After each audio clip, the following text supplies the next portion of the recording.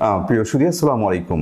আমি doctor Mohammad Abdul Mannan, senior প্রভাষক, Manikganj homeopathic medical college, senior consultant, homeopathic foundation hospital, Gazipara, Mirpur, Dhaka. আজকে আপনাদের সাথে খুবই গুরুত্বপূর্ণ একটি বিষয় নিয়ে কথা বলতে যাচ্ছি। বিষয়টি হচ্ছে ফ্রোজেন শোল্ডার।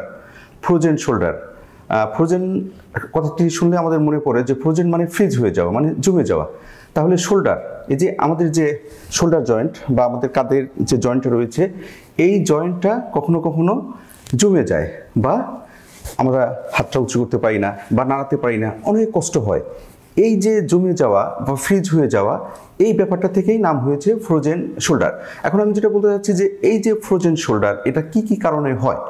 এর প্রধান যে কারণ সেটা হচ্ছে যদি কারো ডায়াবেটিসের সমস্যা থাকে, তাদের কিন্তু এই ফ্রোজেন শোল্ডার হওয়ার সম্ভাবনা অনেক বেশি। তাছাড়া বয়সের একটা ব্যাপার রয়েছে, যাদের বয়স 40 থেকে 60-এর মধ্যে, তাদের কিন্তু ফ্রোজেন শোল্ডার হওয়ার সম্ভাবনা আমরা অনেক বেশি দেখে থাকি। এবং আমাদের কাছে যে পেশেন্টরা আসে, তাদের সবারই বয়স দেখা যায় 40 থেকে 60-এর মধ্যে। তারপরে যেটা হয় আঘাতজনিত, যদি কোনো কারণে আঘাত লাগে, আমাদের কাঁধে যদি আঘাত লাগে, তাহলেও এই ফ্রোজেন শোল্ডারের সমস্যা হতে পারে। বা আর্থারাইটিস, আমাদের শরীরের যে জয়েন্টগুলোতে যে আর্থারাইটিস হয়, এরকম আর্থারাইটিসের কারণেও কিন্তু ফ্রোজেন শোল্ডার হয়ে থাকে।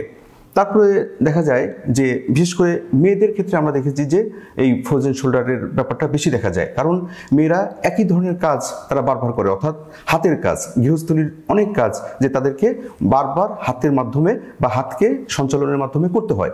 এজন্য দেখা যায় যে এই যে আমাদের যে শোল্ডার জয়েন্ট রয়েছে, এই জয়েন্টে তাদের আঘাত লাগে বা বারবার রোটেশন করার কারণে বা বারবার হাতটা নাড়ানোর কারণে অনেকের ক্ষেত্রে দেখা যায় যে এই ফ্রোজেন শোল্ডারের ব্যাপারটা দেখা যায়। অর্থাৎ অতিরিক্ত হাতের ব্যবহারের কারণেও আমাদের এই ফ্রোজেন শোল্ডার হতে পারে। তারপরে অন্যান্য কিছু রোগ রয়েছে, যেরকম থাইরয়েডের সমস্যা, হাইপারথাইরয়েডিজম বা হৃদরোগ, এ ধরনের সমস্যা থাকলেও কিন্তু ফ্রোজেন শোল্ডার হতে পারে। এখন যেটা বলতে চাচ্ছি যে ফ্রোজেন শোল্ডার হলে কি হয়, ফ্রোজেন শোল্ডারের লক্ষণগুলো কি?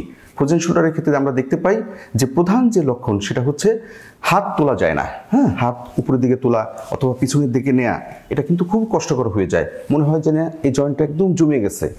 বিশেষ করে কাপড় চোপড় পরতে, শার্ট পরা বা মেয়েদের বিশেষ করে চুল আঁচড়ানো, বা এমনও হয়েছে যে তাদের যে বিভিন্ন ধরনের পোশাক পরে, এগুলো পরতে তাদের খুব কষ্ট হয়। এবং যেটা হয়, বাথরুম ইউজ করার পরে টয়লেটে যে ওয়াশ করা, এটাও কিন্তু তারা হাতের মাধ্যমে করতে পারে না। এবং অনেক ধরনের, বলতে গেলে প্রত্যেকটা কাজই তার এই হাতের মাধ্যমে করতে সমস্যা হয়। তারপরে দেখা যায় যে রাত্রেবেলা কিন্তু এই ব্যথাটা বাড়ে, অর্থাৎ রাত্রে এটা যখন খুব স্বাভাবিকভাবে স্থির অবস্থায় থাকে, তখন ব্যথাটা বাড়ে।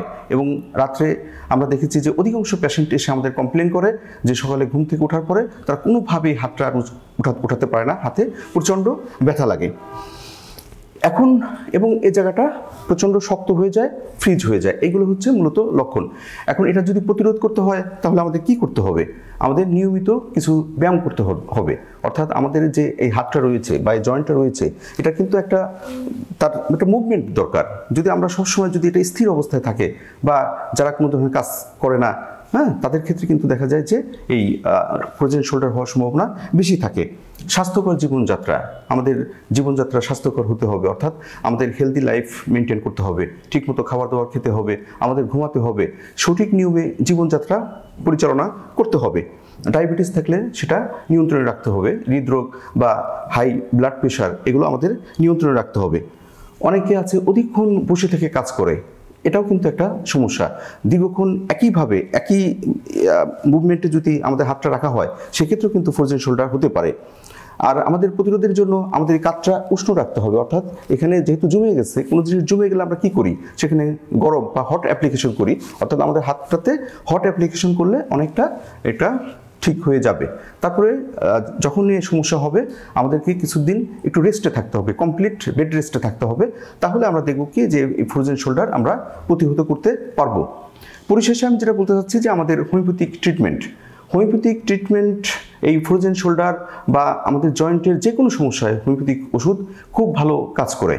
আমরা দেখেছি যে বিশেষ করে ফ্রোজেন শোল্ডারের ক্ষেত্রে যদি কিছু নিয়মকানুন মানা হয়, অর্থাৎ ম্যানেজমেন্ট, অর্থাৎ কারো যদি এ ধরনের সমস্যা হয়, তাহলে তাকে অবশ্যই রেস্টে থাকতে হবে। এবং তার যে আমি যেটা বললাম যে হট অ্যাপ্লিকেশন, গরম উষ্ণতা দিতে হবে, কিছু নির্দিষ্ট এক্সারসাইজ রয়েছে, এগুলো করতে হবে। পাশাপাশি যদি আমাদের হোমিওপ্যাথিক ওষুধ এক্ষেত্রে যদি প্রয়োগ করা হয়, এবং খুবই স্পেসিফিক কিছু ওষুধ আছে, এগুলো যদি প্রয়োগ করা হয় তাহলে দেখা যায় এই ফ্রোজেন শোল্ডারের মতো সমস্যা খুব অনায়াসে ছেড়ে যেতে পারে। কারণ অন্যান্য সিস্টেমে দেখা যায় যে এখানে পেইন কিলার বা অন্যান্য ট্রিটমেন্ট করে থাকে, এবং কি অনেক সময় ইনজেকশন পর্যন্ত দেওয়া হয়, এগুলোর সাইড ইফেক্ট বা কুফল অনেক বেশি। তাই এক্ষেত্রে হোমিওপ্যাথিক ওষুধ যথেষ্ট ভালো কাজ করে থাকে। তাহলে বন্ধুরা, আজকে এই পর্যন্তই। আপনারা ভালো থাকুন, সুন্দর থাকুন। আল্লাহ হাফেজ।